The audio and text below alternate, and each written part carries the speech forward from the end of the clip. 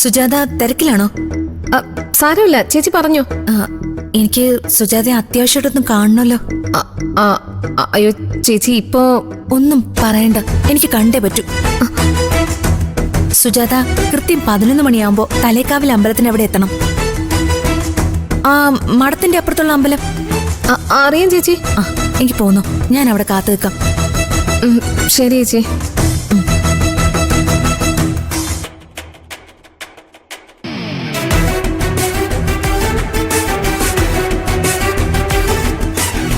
ഈശ്വര, 10 കഴിഞ്ഞല്ലോ.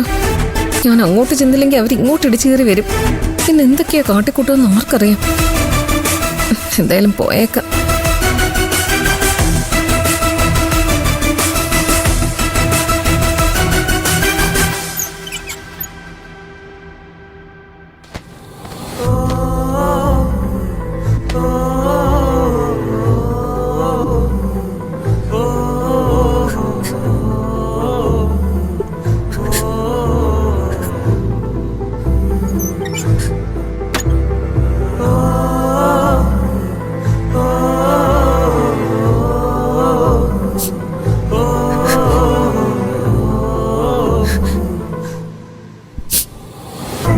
ദിവസം കഴിഞ്ഞ് പിന്നെ ഒരിക്കലും ഞാനത് എടുത്തിട്ടില്ല.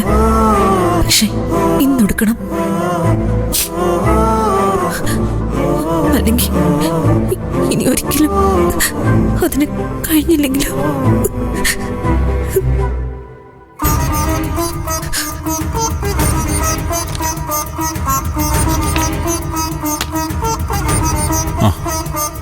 എന്നാ പിന്നെ ഇറങ്ങാല്ലേ? ഞാനൊന്ന് റെഡി ആവട്ടെ. എന്നാൽ ഈ നിന്ന നിൽപ്പിൽ അമ്പലത്തിൽ പോണെന്ന് എന്താ ഇത്ര വാശി? ഞാൻ പറഞ്ഞില്ലേ ദത്തേട്ടാ, എനിക്ക് അവിടെ ഒരു വഴിപാടുണ്ട്. അതിന് നീ മാത്രം പോയാ പോരെ? അല്ലെങ്കിൽ മുത്തശ്ശിയോ ഗോമതേച്ചിയോ ആരെങ്കിലും വിളിച്ചോണ്ട് പോയാ പോരെ? അയ്യോ, അത് പറ്റില്ല. ഇത് കുടുംബത്തിന്റെ ഐശ്വര്യത്തിന് വേണ്ടി ചെയ്യുന്നൊരു പൂജയാ. ഓ, നമ്മള് രണ്ടുപേരും നിർബന്ധമായിട്ടും ഉണ്ടാവണം. അങ്ങനെയാണോ?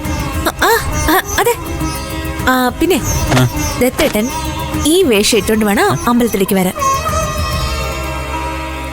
അല്ല, ഇതെന്താ? നമ്മുടെ കല്യാണ വേഷം. അല്ല, അത് മനസ്സിലായി. പക്ഷെ ഇതെന്തിനാ? ഇതിനിപ്പോ എന്താ കുഴപ്പം? നല്ല അടിപൊളി വേഷമല്ലേ? വേഷമൊക്കെ അടിപൊളിയാ. പക്ഷെ ഇപ്പൊ നമ്മൾ ഇതിട്ട് നടന്ന ആൾക്കാരെന്ത് വിചാരിക്കും? ആളുകൾ കാണിക്കാനല്ലല്ലോ, ദൈവത്തിന് വേണ്ടിയല്ലേ നമ്മൾ ചെയ്യുന്നത്. ദത്തേട്ടൻ മാത്രമല്ല, ഞാനും ഇന്ന് ഈ കല്യാണ സാരി ഉടുക്കുന്നത്. ഈശ്വര. അതെ, ഈശ്വരന് വേണ്ടിയുള്ള സമർപ്പണമാണ്. വേഗം വേഷം മാറി ഇറങ്ങാൻ നോക്ക്.